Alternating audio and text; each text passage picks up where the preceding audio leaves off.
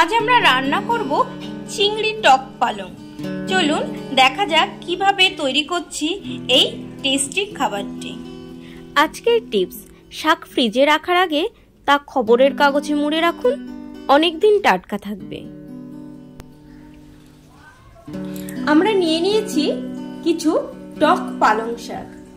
এই পালং শাকগুলো কিন্তু টক হয় খেতে, এগুলোকে টক রান্না করেই খেতে হয়। চলুন এগুলোকে প্রথমে আমরা ভালো করে বেছে নিই, কোথাও পোকা বা পচা পাতা আছে কিনা।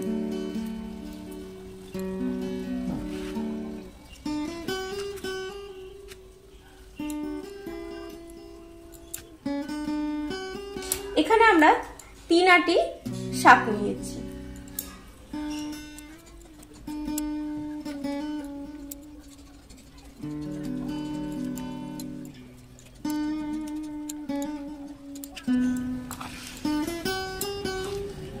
এই গোড়াটাকে আমরা কেটে ফেলে দেব।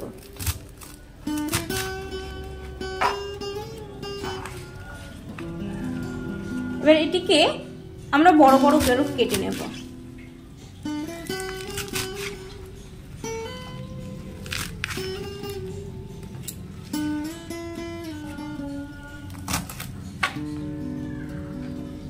এইভাবে বাকি সব শাকগুলো কেটে নেব।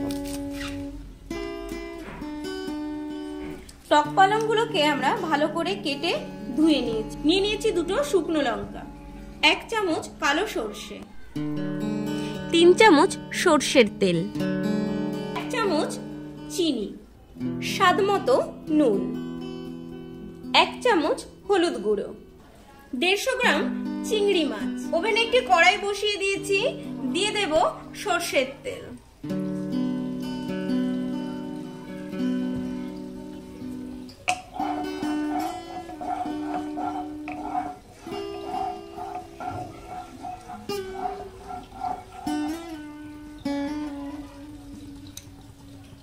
তেল গরম হয়ে গেছে, দিয়ে দেব চিংড়ি মাছগুলো।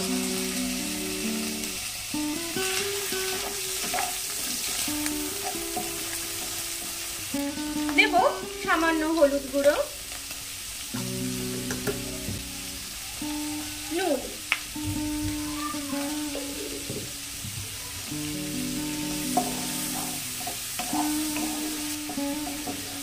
চিংড়ি মাছগুলোকে আমরা খুব ভালো করে ভেজে নেব।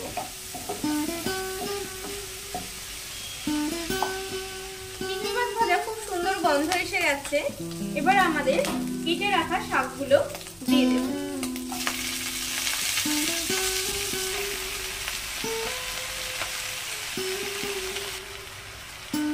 দিয়ে দেব নুন। এখানে নুনটা পুরোটাই দেব না, কিছুটা নুন রেখে দেব ফোড়নের জন্য।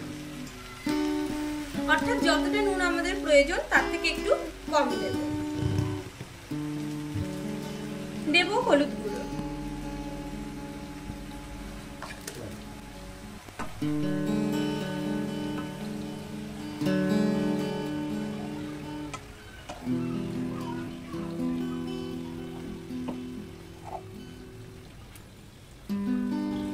শাকটা খুব কম হয়ে আসে, যতটা শাক দেখতে লাগে কিন্তু এই শাকটা রান্না করলে অনেকটাই কমে যায়।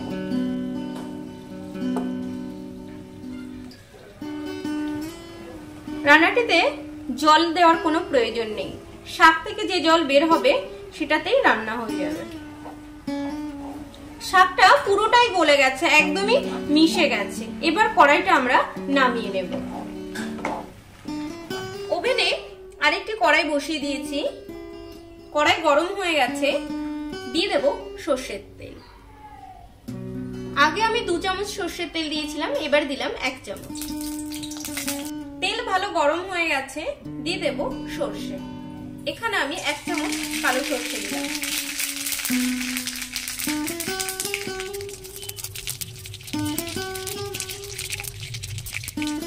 সরষেগুলো খুব ভালোভাবে ফুটে গেছে, দিয়ে দেব 2টো শুকনো লঙ্কা।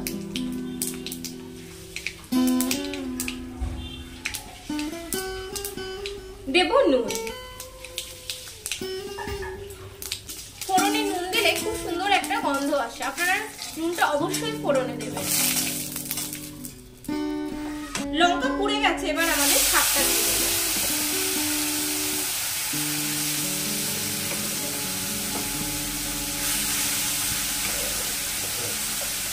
ভালোভাবে মিশিয়ে নেব।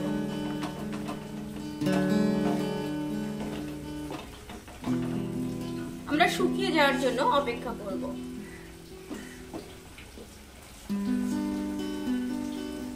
অনেকটাই শুকিয়ে এসেছে।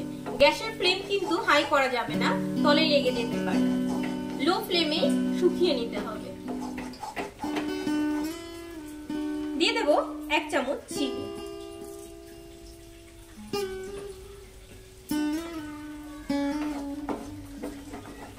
স্বাদটা অনেকটা টক হয়, এই জন্য চিনিটা একটু না দিলে টেস্ট আসে না। আমরা আরেকটু শুকিয়ে নেব। আমাদের টকটি একদম রেডি। এবার এটিকে আমরা নামিয়ে নেব। আমাদের চিংড়ি টক পালন একদম রেডি খাওয়ার জন্য। আপনারাও বাড়িতে তৈরি করুন, খান। আর আমার রেসিপিটি কেমন লাগলো কমেন্টস করে জানাতে ভুলবেন না। এরকম রেসিপি দেখতে হলে চ্যানেলটিকে অবশ্যই সাবস্ক্রাইব করবেন। Thank you.